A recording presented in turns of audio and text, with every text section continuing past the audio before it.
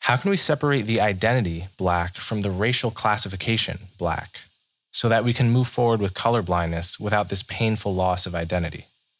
Right. So the question here is, on the one hand, there's just Black as a kind of neutral descriptor, racial descriptor, Black in the sense that I would call myself Black.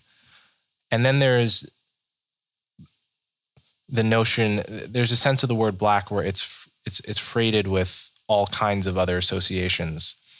When people talk about what their Blackness means to them, when DeRay McKesson on Twitter, almost every week tweets, "I love my Blackness and yours," he means something more than the strict racial classification. He means some kind of deeper sense of identity. And I had Desiree Campbell on my podcast recently to discuss this as well.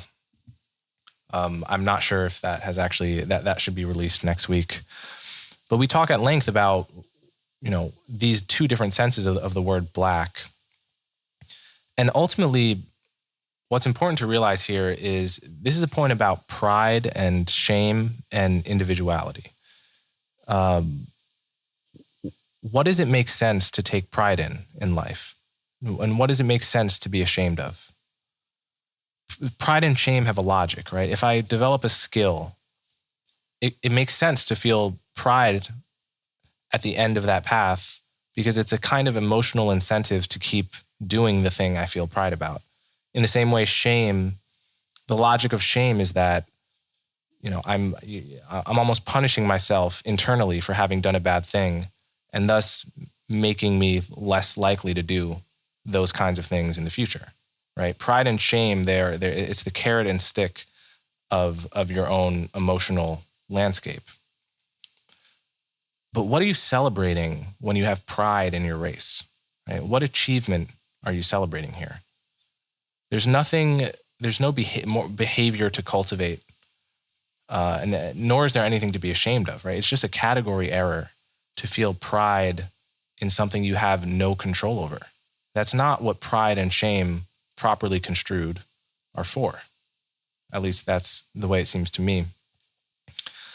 I'm actually going to read on this topic, I'm going to read Zora Neale Hurston, her autobiography, Dust Tracks on the Road, which was written in 1942, I think got this completely right. And it's worth reading a somewhat long excerpt from it. So this is Zora Neale Hurston in 1942. "There could be something wrong with me because I see Negroes neither better nor worse than any other race. Race pride is a luxury I cannot afford. There are too many implications behind the term. Now suppose a Negro does something really magnificent, and I glory not in the benefit to mankind, but in the fact that the doer was a Negro. Must I not also go hang my head in shame when a member of my race does something execrable? If I glory, then the obligation is laid upon me to blush also. I do glory when a Negro does something fine. If I do glory when a Negro does something fine, I gloat because he or she has done a fine thing, but not because he is a Negro. That's incidental and accidental. It is the human achievement which I honor. I execrate a foul act of a Negro, but again, not on the grounds that the doer was a Negro, but because it was foul. A member of my race just happened to be the fouler of humanity in that case.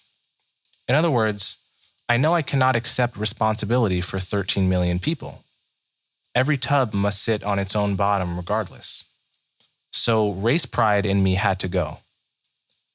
And anyway, why should I be proud to be a Negro? Why should anyone be proud to be white or yellow or red? After all, the word race is a loose classification of physical characteristics.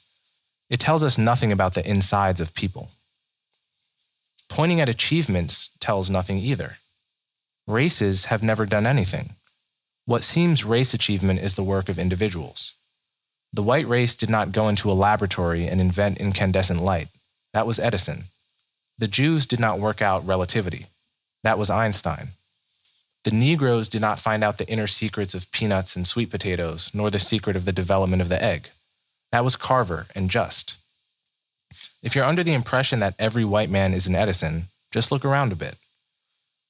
If you have the idea that every Negro is a Carver, you'd better take off plenty of time to do your searching. No, instead of race pride being a virtue, it is a sapping vice. It has caused more suffering in the world than religious opinion, and that is saying a lot.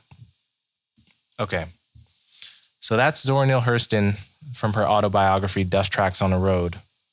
And that's just so good. I think it really hits the nail on the head in terms of why race pride and shame, for that matter, makes no sense.